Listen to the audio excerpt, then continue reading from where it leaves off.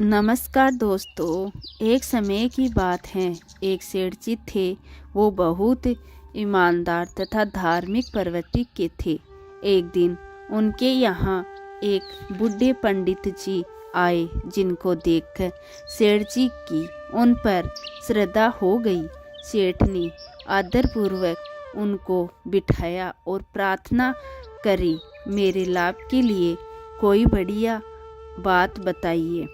पंडित जी बोले कि एक बात तो बहुत बढ़िया बताऊंगा, पर उसका दाम लगेगा।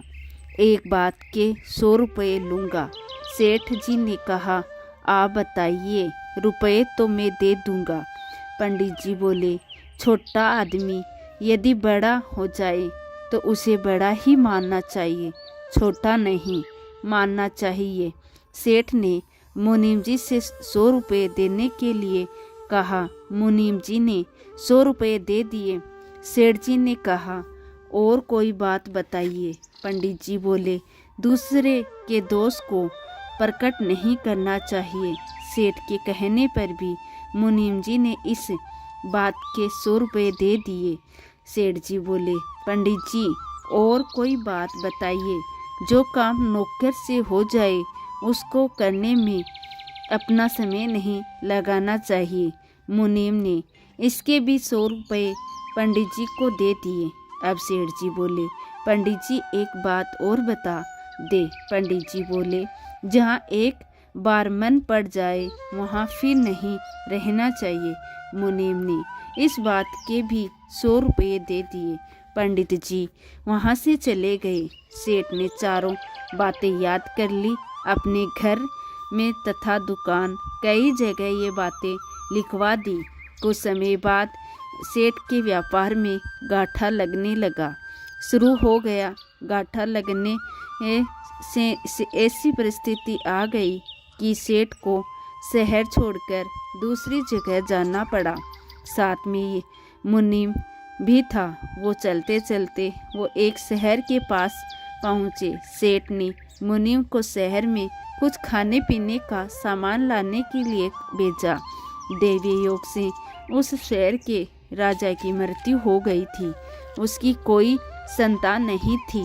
अतः लोगों ने यह फैसला किया था कि जो भी व्यक्ति इस शहर में प्रवेश करेगा उसको ही राजा बना दिया जाएगा।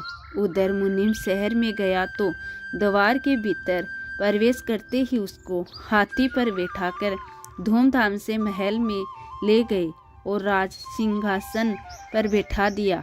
इधर सेठ जी मुनीम के लौटने की प्रतीक्षा कर रहे थे। जब बहुत देर हो गई तब सेठ ने मुनीम का पता लगाने के लिए खुद शहर में जाने का निर्णय किया।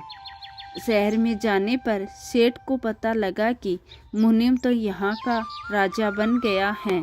सेठ महल में जाकर उससे मिला। राजा बने मुनीम ने सेठ को सारी कथा सुनाई। सेठ को पंडित जी की बात याद आ गई। छोटा आदमी यदि बड़ा हो जाए तो उसे बड़ा ही मानना चाहिए, छोटा नहीं मानना चाहिए। सेठ ने राजा को प्रणाम किया। राजा ने उसको मंत्री बनाकर अपने पास रख लिया। राजा के घुड़सवार का जो अध्यक्ष था उसका रानी के साथ अनैतिक संबंध था। एक दिन संयोग से सेठ ने रानी को उसके साथ शयन करते देख लिया। सेठ को पंडित जी की एक और बात याद आ गई। दूसरों के दोष को प्रकट नहीं करना चाहिए। सेठ ने रस्सी पर अपनी सोल डाल दी, जिससे दूसरा कोई भी उन्हें देख ना सके। जब रानी की आंख खुली तो सामने उसने रस्सी पर सोल टंगी हुई दिखी। उसने पता लगवाया कि यह सोल किसकी है। पता लगा कि यह सोल तो मंत्री की है। रानी के मन में विचार आया कि यह मंत्री राजा के सामने मेरी पोल खोल देगा कि दोनों में बड़ी मित्रता है, इसलिए मुझे यह पहले ही कुछ ऐसा करना होगा जिससे यह खुद ही फंस जाए। रानी सेठ की सोल लेकर राजा के पास गई और बोली, आज रात में आपका मंत्री बुरी नीयत से मेरे कक्ष में आया था। परंतु मैंने उसकी कुचेष्टा को सफल नहीं होने दिया। मेरे चिल्लाने के डर से वह भागने लगा तो मैंने उसकी सोल छीन ली। यह देखो उसकी सोल। राजा ने देखा तो पहचान लिया। जब वह मुनीम था तब उसने ही वो सोल खरीदकर राजा को दी थी। राजा की चिकनी चुपड़ी बातों में राजा की बुद्धि फिर गई। उसने रानी की सलाह से सेठ को खत्म करने का विचार किया। दूसरे दिन राजा ने सेठ को कसाई से मांस लेने के लिए कहा।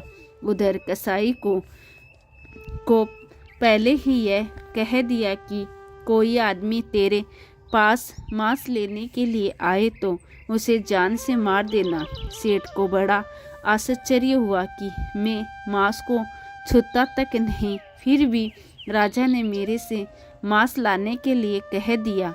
इसमें जरूर कुछ ना कुछ हेतु है। सेठ को पंडित जी की एक बात याद आ गई कि जो काम नौकर से हो जाए उसको करने में अपना समय नहीं लगाना चाहिए। सेठ ने मांस लेने के लिए अपने नौकर को भेज दिया। कसाई ने नौकर को मार दिया। इधर राजा को गुप्तचरों के द्वारा घुड़सवार के अध्यक्ष के साथ अनैतिक संबंधों का पता लग गया।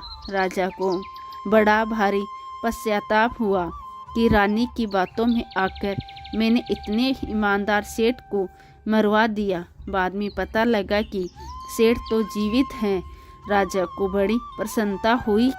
वह एकांत में सेठ के पास गया और अपनी भूल के लिए क्षमा मांगी। राजा ने पूछा, आपके सोल रानी के पास कैसे आई? सेठ ने कहा कि पंडित जी की कही हुई 100 रुपयों वाली 4 बातें तो आप जानते ही हैं, मैं उन्हीं का पालन करता रहा हूँ। रानी गुड़साल के अध्यक्ष के साथ लेटी हुई थी और दोनों को नींद आ गई थी।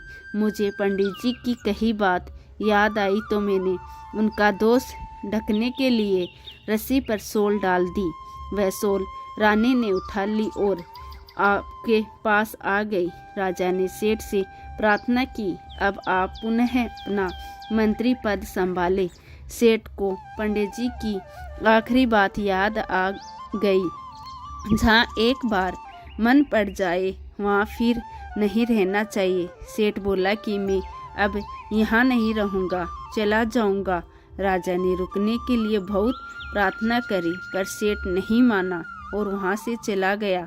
तो दोस्तों, कैसी लगी आपको आज की यह हमारी कहानी? हमें कमेंट बॉक्स में ज़रूर भेजिएगा। धन्यवाद दोस्तों।